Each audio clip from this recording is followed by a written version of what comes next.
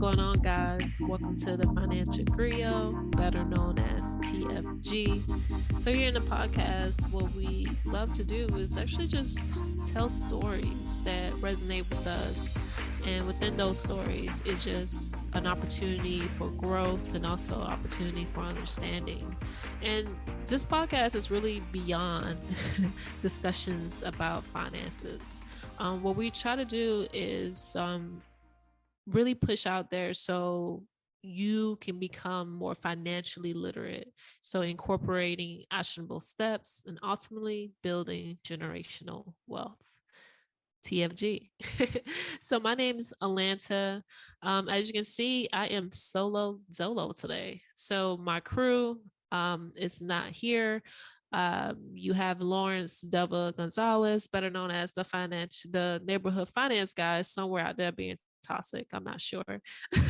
And lovely Mordelis is scaling her business and pivoted it to become an empire.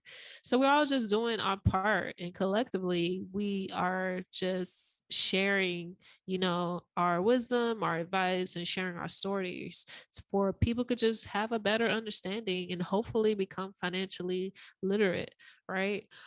So I have been a little MIA. Lawrence has expressed that more than once. But I've been MIA in a good way. So it's been busy, but busy doing good stuff. So I've been placed or positioned. I haven't received a label yet, but someone's like the PR of the podcast. So we've been securing new guests. I can't wait for you guys to hear them. And actually, other people who have been interested in becoming guests on the podcast. So I've been in the background securing that, doing a little PR for the podcast. So that's been fun. And honestly, just I'm extremely grateful how you all have been so receptive of the information of our banter, our discussions and our stories. So I know Lawrence mentioned in the last episode, we reached 500 downloads. So we're approaching 2 months into the launch of the Financial Griot, and it's been awesome to see the attraction that it's been getting. We were featured on the Motley's Fool, which is a financial publication, one of the most popular ones, as a favorite episode. I think it was the Black Luxury Travel. If you haven't checked that out, make sure you do. So that was featured as one of the favorite episodes. And also just people just been giving so much of great reviews and their own opinions about the podcast, but we have been pushing 600 so far, and it's been less than 2 months. And guys, it's crazy to know that you guys are listening to us. Like, yes, you are listening. Right? So if we haven't done so, on behalf of the entire TFG crew, from the bottom of our hearts, thank you. Can't thank you enough. You guys make us more to give us more exposure, download, sharing, tagging, all that good stuff. So really, thank you. Really appreciate it. So some great stuff coming up for the future of the podcast for the TFG. And I'm so excited. You guys are on for a ride. But let's just get to this episode. So again, my name is Alainta. I'm here alone, but I got some good stuff for you. I think this episode will be good. It'll be good. The reason being is that, well, by the time you guys hear this episode, we'll be entering the new month, which is November. The holiday season is approaching. I can't believe it's already November. But anywho, so November is approaching, which is actually my homeowner anniversary.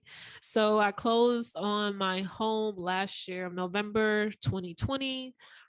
Wow, I can't believe it's been a year. It's approaching a year. So I closed after Thanksgiving, I think.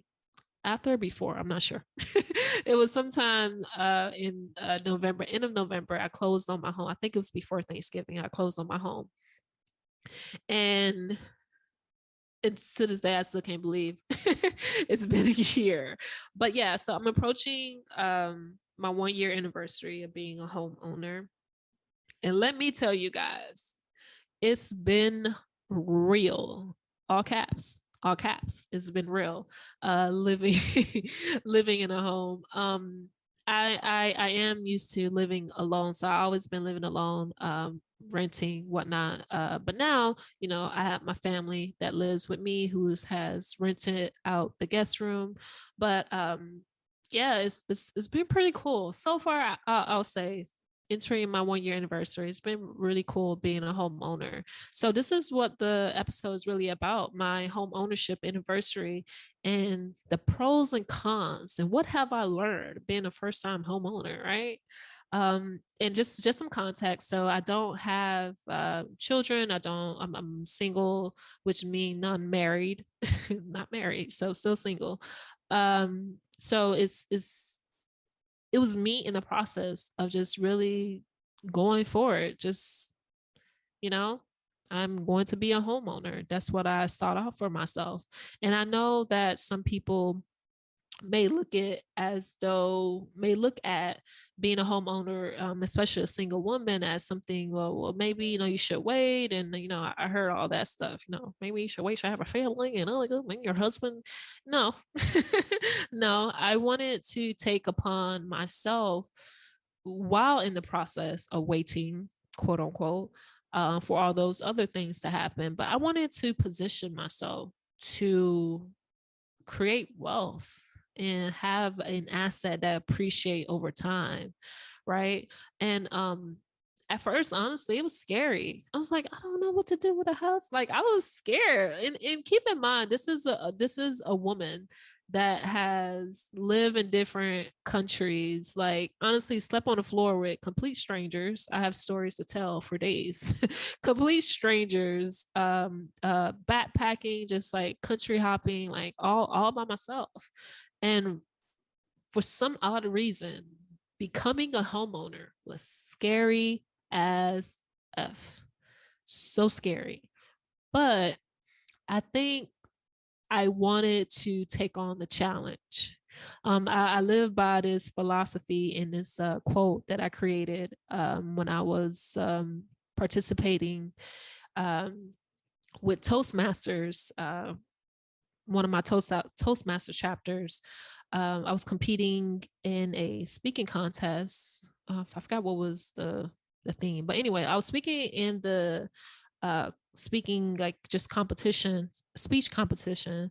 And one of the quotes that I said was, life will challenge the narrative of who you think you are in order for you to become the person you're destined to be. Deep. I know I said that. But yeah, I go by that philosophy, is to say I take on challenges as a growth opportunity. I take on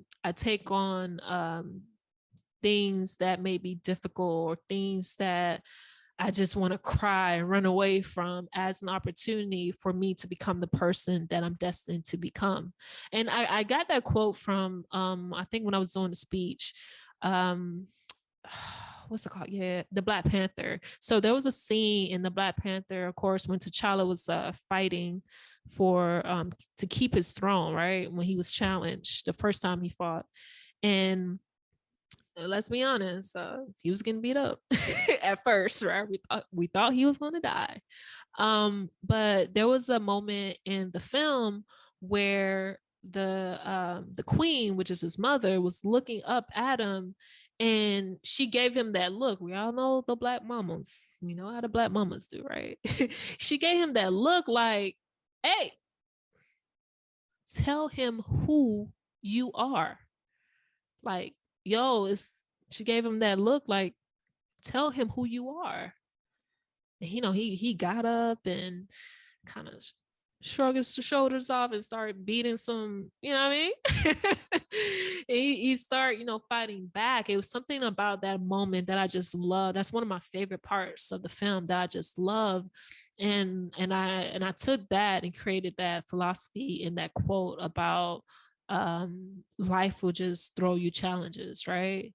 And whoever you think that you are, you're not. You're definitely not this narrative that we think this person that we should be. And nah, it's only the beginning, trust me.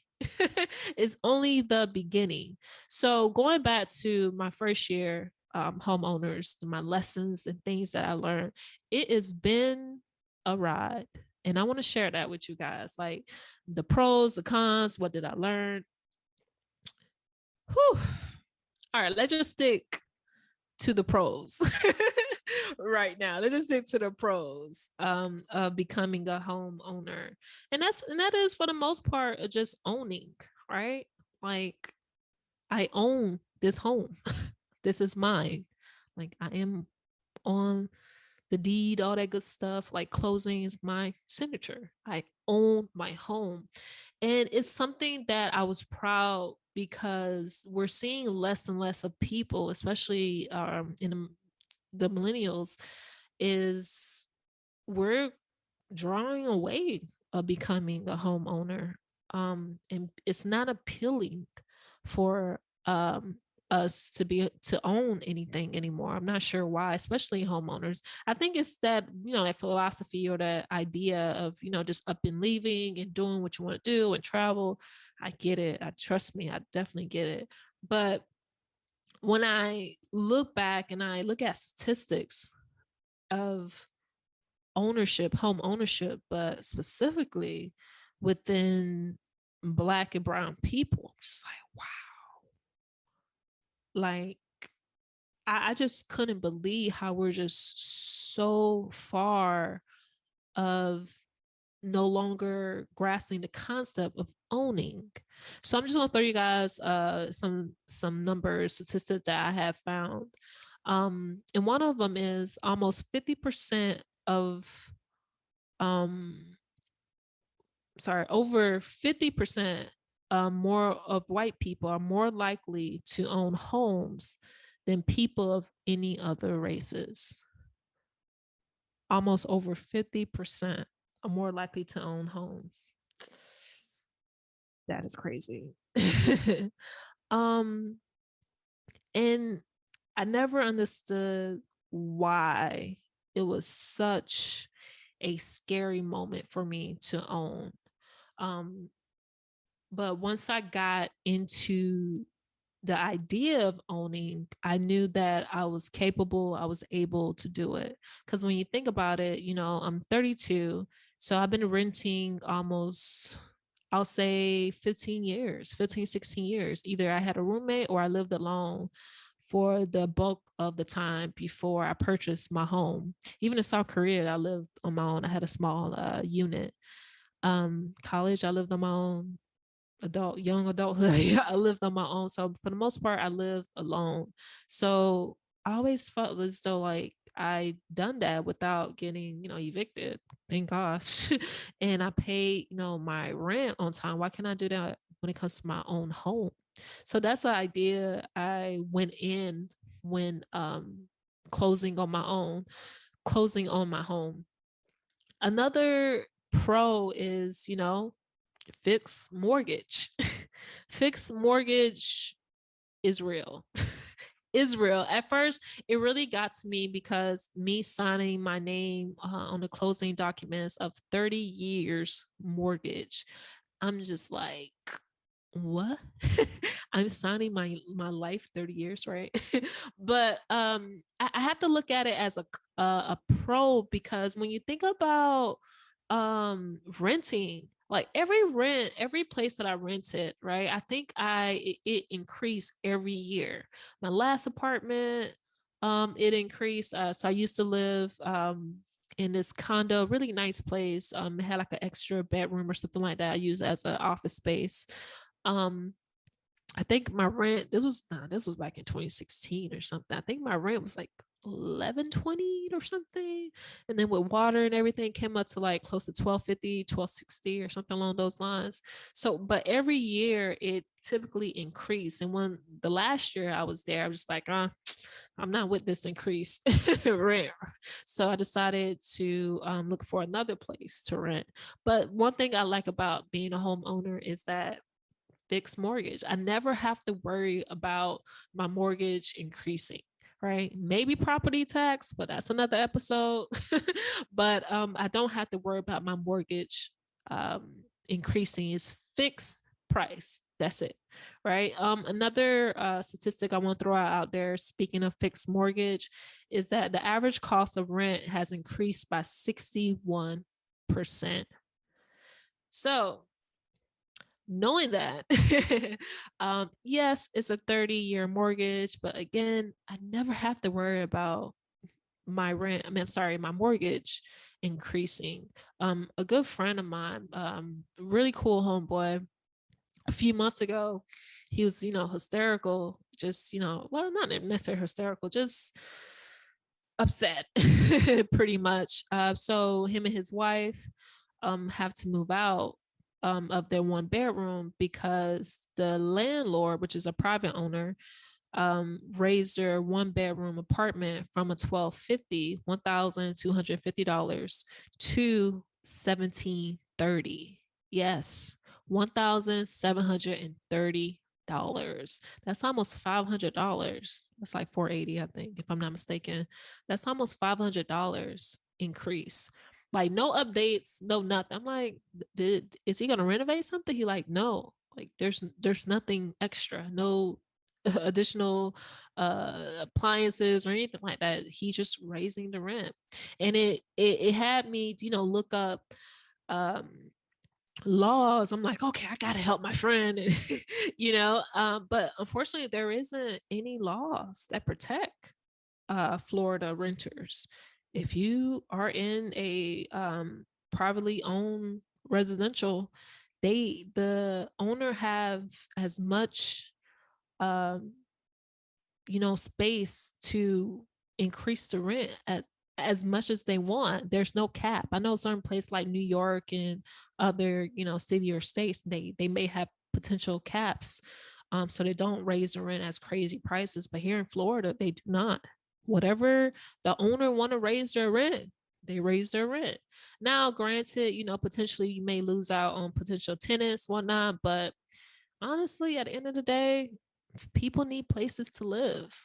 So yeah, going back to the fixed mortgage, I don't have to worry about my mortgage just changing or inflated prices or whatnot, right? So that's a good pro. Um, Lastly, I have equity.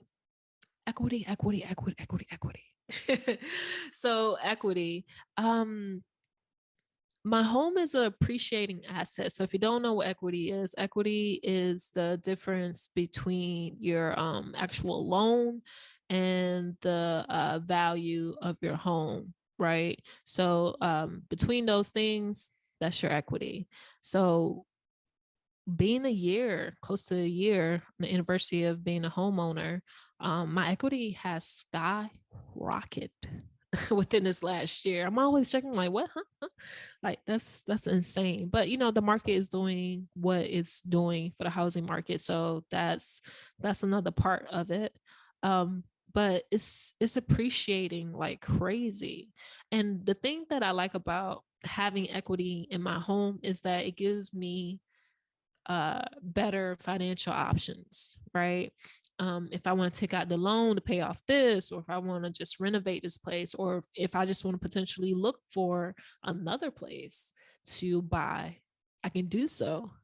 So there's many options to have when you have money, or options to purchase. It's really cool, and I love the fact that if I want to do something, I can, and I have the option to do it.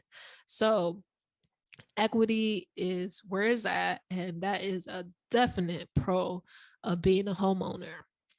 Now, I could not just leave it on the highs. I gotta share the lows. I have to. The con. The con of being a home owner. And the first thing I have here is you have to fix everything. Yes, you have to fix everything. So, funny enough, I actually had to fix what's it called again? The toilet flapper. You know, the little thing that pull up the water pressure so it can flush. So I had to replace that just yesterday. I had to replace it, and thank goodness that I have my brother, I have my sister who have done so. And my brother just told me, hey, YouTube it. It's very easy, very simple to do. And I'm just thinking, I'm like, no, I can't do this. Like, oh my gosh, I have to go to Lowe's. Like, I need your help. I'm trying to FaceTime my brother. He's ignoring me. He like, you got this. Don't worry about it. I'm just like, oh my gosh, I'm gonna die. I'm just being all hysterical because I don't want to mess it up. Like in back of my mind, I'm thinking that I'm going to mess it up. It's just gonna get worse. So long story short, I YouTube it. I find a video less than 5 minutes. I'm like, okay, this seems very simple. I went to Lowe's. I purchased a toilet flapper. That is, or toilet valves, toilet flapper. I'm pretty sure that's what it's called. I purchased that, a universal one. So I had to learn to cut off the water. So I'm thinking that, oh, do I need to cut off the water near the toilet? It didn't work. So like I think the water is outside. So I need to cut off the water. But I learned that before you just cut off your water, you have to keep the water on inside. So I had to make sure the sink faucet is on just in case that the water pressure builds up. I'm like, okay, let me just do that. So my brother just walked me through it and I got the most, basic concept of it. So I made sure that everything was off and I put in the flapper. I made sure that the glue was there, waited 15 minutes and changed out the chain. I'm like, okay, I feel like Bob the Builder over here. I felt pretty good. I honestly felt pretty good. So it is now working. I have changed the toilet flapper all on my own. So that was cool. But yeah, that was just a small part of things you have to fix. I had an issue with my dishwasher that came out of place. Seems as though the original owner didn't place it well. So that's been a little interesting. But shout out to my brother. Thank goodness.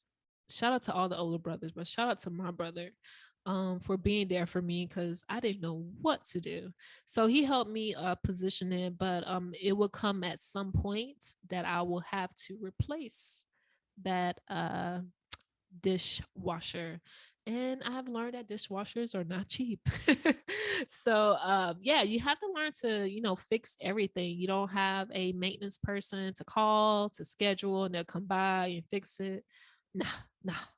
The cons of being a homeowner, you have to fix everything. Schedule it, look it up, price it, research it. Yeah, it's no joke, honestly. It's really no joke. Now, the second thing I do have under my con list, the bad things of being a homeowner is the unexpected costs.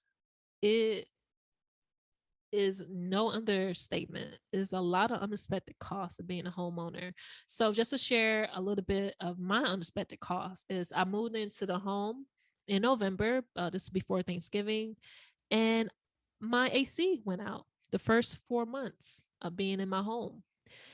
And I live in Florida. So if you're familiar with South Florida weather, you don't go anywhere. You don't travel or go anywhere without AC. Are you dumb? No, you don't do that. You would die. So I had to get AC because I actually had my family member who was scheduled to move in a few months, and it was like the height of the summer. It's like, I need a new AC. This is crazy. So, well, at first I thought something was wrong. So I'm like, okay, I'm gonna get it fixed. That's what I thought originally. Then someone came and looked at it and said, your motor broke, but the whole unit needs to be replaced. I'm like, okay, cool. how much does it cost? Right. My mind is already like going to accounting mode. How much does it cost? Then a guy was telling me like, oh, I could get a good one for you for like 5K or something like that. He told me 5,000. I looked at him, he looked at me, I looked at him, he looked at me, and I said, I'll get back to you. I'll get back to you means I'm not getting back to you. That's not going to happen. 5,000? Like, kidding me? But yeah, I actually looked it up. That's the expensive AC units run around that price, 5,000. So, reaching out to my contact, reaching out to my people, networks, whatnot. And I actually found someone, and he replaced the entire unit, a new unit, for $3,050. I made sure I looked it up. I didn't forget about it because it was quite a penny.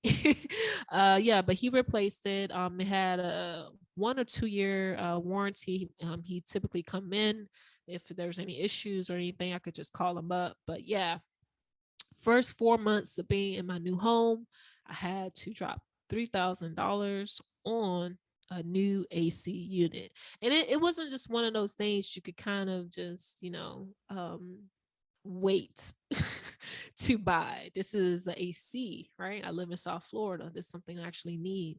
So definitely an unexpected cost. Like, yeah, that really kind of pushed me back in terms of financial. But I had the money, but that wasn't really something I was looking for to pay. But it was done. So those are one of the things that I just don't like about being a homeowner is just unexpected costs. And things just break down in your home and you have to fix it. You have to pay for it. You're not part of a residential apartment complex or anything like that. You have to pay and up the cost, in front of the cost. But ultimately, that is part of just being a homeowner.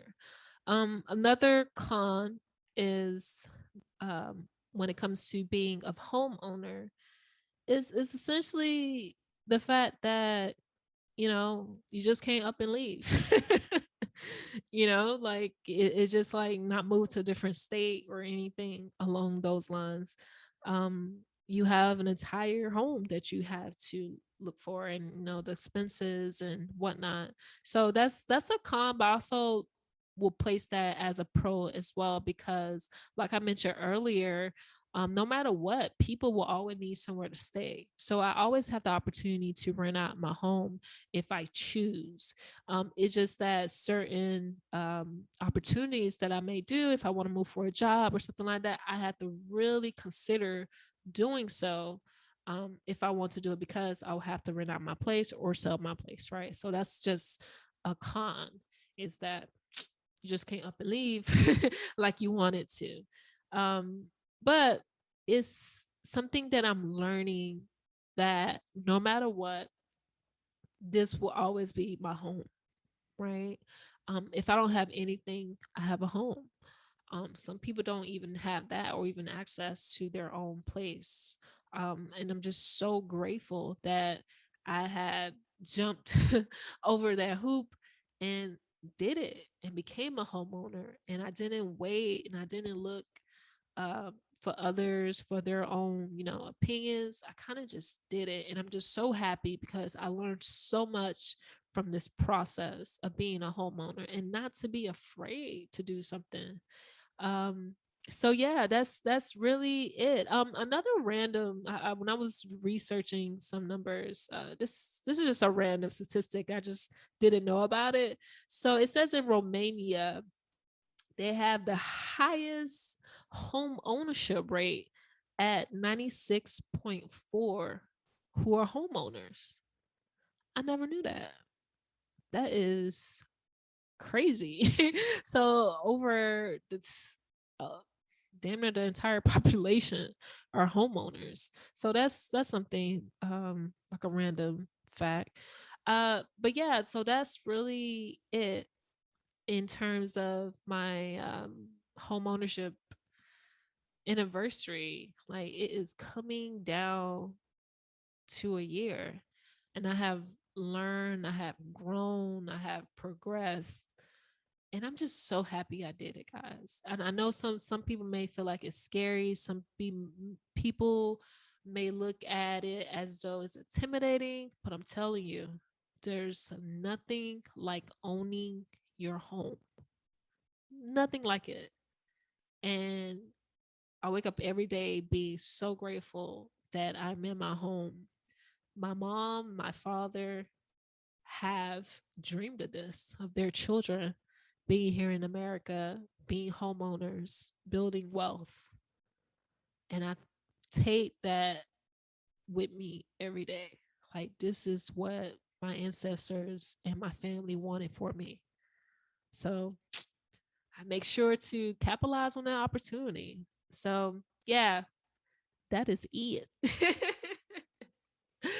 But thank you guys for tuning in. Let me know what you guys think. Approaching my 1 year home ownership anniversary. It's been cool. So if you haven't done so, make sure you subscribe to my YouTube channel at It's Alainta, ITSALAINTA, where I naturalize money discussions and discuss everything in between. Thank you guys for tuning in to another episode of the Financial Griot. Make sure you guys are subscribed, like, leaving reviews, doing all that good stuff. All right, guys. Thank you so much. Peace. Thank you for listening to the Financial Griot podcast, powered by the Wealth Builders Collective.